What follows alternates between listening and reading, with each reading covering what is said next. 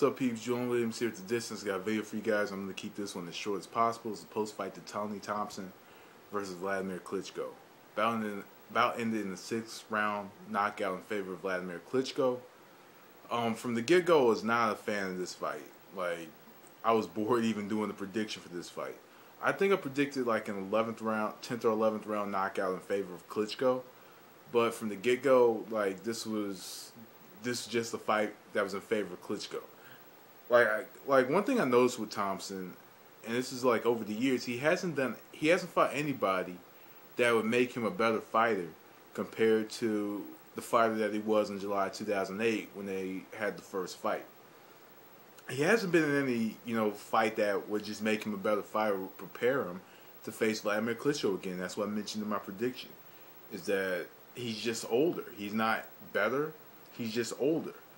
And this fight just proved that he's just older. Like in the first round, that Wladimir was like stepping on. There were like moments where Wladimir was stepping on his foot. And that's just being the southpaw versus orthodox fighter, which is typically normal. But in that second round, Wladimir just began to touch him. He started to kind of close the gap after that first round.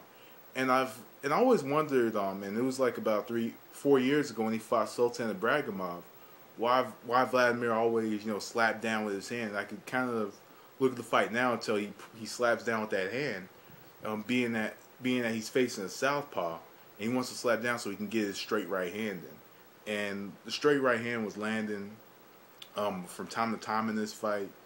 Thompson wasn't. He just seemed to like when Wladimir was touching him, he just didn't have a response. He didn't have any adjustments. Didn't make any adjustments. Wladimir did a lot more work in this fight, just being that, of course, he's facing another tall fighter who has a longer reach, that's a southpaw. And Wladimir looked from the get-go to try to get that right hand in.